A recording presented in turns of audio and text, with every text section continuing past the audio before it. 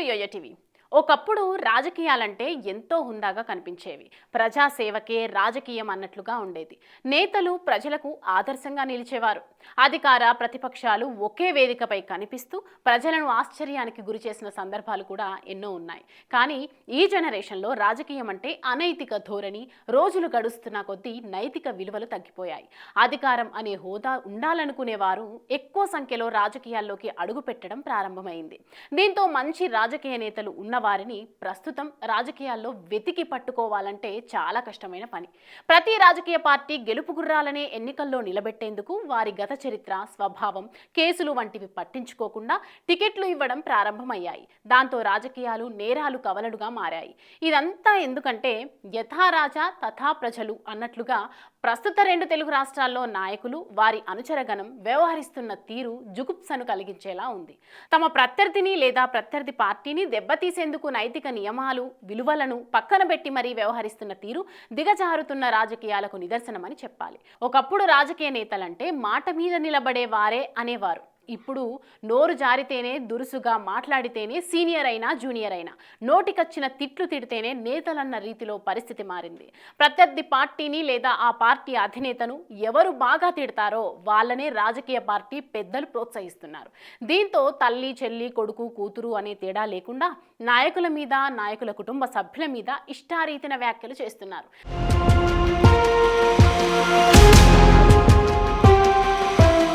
సిద్ధాంతాలు, అభివృద్ధి అనే అంశాలు పక్కకు పోయాయి. వ్యక్తిగత విమర్శలు, బెడ్రూమ్లో విషయాలు, వ్యక్తిగత అలవాట్లు, అభిరుచులపై విమర్శలు, ప్రతి విమర్శలు చేస్తున్నారు.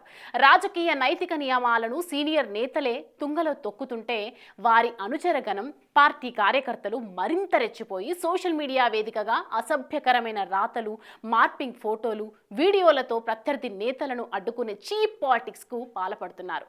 నిజమేంటో చెప్పేలోపే ఈ అబద్ధం క్షణాల్లో అందరి మొబైల్స్లో ప్రత్యక్షమవుతుంటే ఏం చేయాలో తెలియక అటు నేతలు, వారి కుటుంబ సభ్యులు మౌనంగా రోధిస్తున్నారు. ఇదంతా ప్రస్తుతం మన నేతల చలవే. ఇలాంటి వారిని ముందుగానే కట్టడి చేయకుండా వదిలేయడంతో రాజకీయం అంటే ఇదే అన్న రీతిలో ఇప్పుడు అన్ని రాజకీయ పార్టీల్లో ఆ నైతిక ధోరణి ప్రబలింది.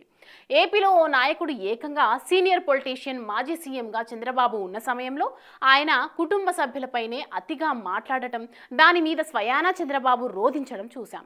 అదే రీతిలో ప్రత్యర్థి పార్టీ నాయకుడి వైఎస్ జగన్ కుటుంబ సభ్యుల మీద ఇదే రీతిలో ఓ హీరోతో అనైతిక సంబంధాలను అంటగట్టి ప్రచారం చేయడం కూడా జరిగింది.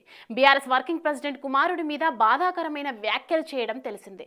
ఒక్క మాట చెప్పాలంటే మనం ప్రోత్సహించిన మాటల భూతమే ఇప్పుడు అన్ని పార్టీల నేతలను కాటు వేయాలని చూస్తోంది.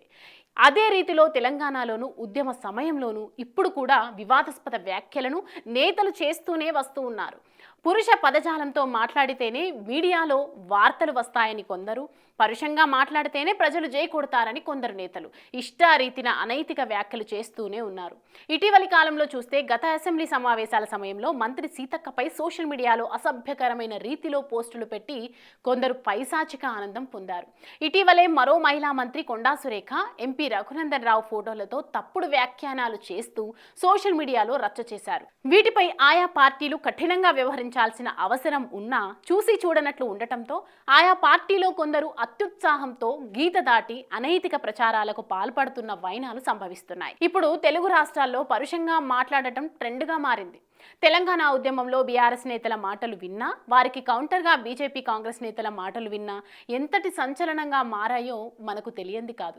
తాట తీస్తాం, పూడ్చి పెడతాం, ఉరికించి కొడతాం, బట్టలు ఊడదీస్తాం లాంటి పదాలు తరచూ వినబడుతున్నాయి.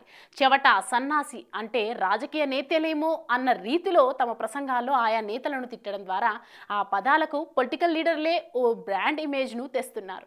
అంతేకాదు నేతల వ్యక్తిగత అలవాట్ల మీద ప్రచారాలు చూసాం. ఇక కీలకమైన నేతలు నోరు జారడం మనం చూస్తున్నాం. ఇవే కాదు, స్వయాన సీఎం రేవంత్ రెడ్డి అసెంబ్లీలో మాజీ మంత్రి సబితాని ఉద్దేశించి వారిని నమ్ముకోకండి, ముంచేస్తారు అన్న పదం తీవ్ర దుమారం రేపింది. అదే రీతిలో కాంగ్రెస్ ప్రభుత్వం కల్పించిన మహిళకు ఉచిత బస్సు ప్రయాణంపై మాట్లాడుతూ డాన్సులు చేసుకోవడానికా అని బీఆర్ఎస్ వర్కింగ్ ప్రెసిడెంట్ కేటీఆర్ చేసిన వ్యాఖ్యలు సంచలనంగా మారాయి. సీనియర్ లీడర్లు కూడా కొన్నిసార్లు తెలిసి మాట్లాడినా, తెలియక మాట్లాడినా వెంటనే దానిపై బేషరతుగా తప్పని ఒప్పుకుంటే హుందాగా ఉండేది.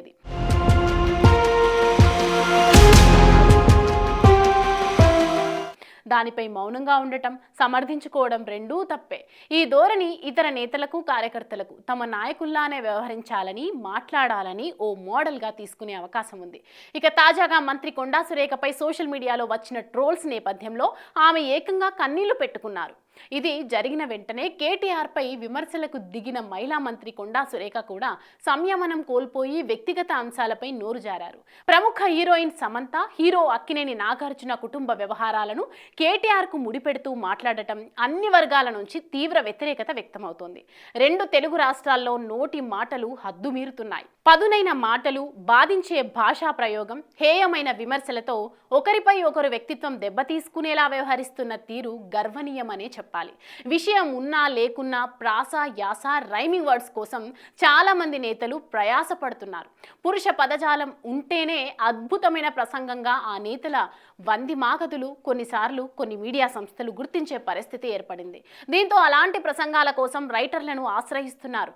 మరికొద్ది మంది అయితే రేపు పేపర్లో హెడ్డింగ్ ఇదే రావాలని, సోషల్ మీడియాలో థంబ్ ఇదే ఉండాలని సూచనలు చేసే స్థితికి దిగజారిన నేతలు ఉన్నారు. ఒక్క మాటలో చెప్పాలంటే తలా పాపం తిలా పిడికెడు అన్నట్లు నేటి తరం రాజకీయ నేతలు, మీడియా సంస్థలు, వాటికి జై కొట్టే కొద్ది మంది ప్రజలు కారణమని చెప్పాలి. ఇప్పటికైనా దీన్ని గుర్తించి పరిస్థితిని చక్కదిద్దకపోతే రాజకీయ కుటుంబాల్లో పుట్టబోయే బిడ్డకు కూడా ఏదైనా అంటగట్టినా ఆశ్చర్యపోక తప్పదు. ఇప్పటికైనా పార్టీ పెద్దలు, సీనియర్ లీడర్లు దీనిపై అంతర్గతంగా చర్చించి ఓ నిర్ణయానికి వస్తే తప్ప ఈ అనైతిక ప్రచారం భూతం పోదు.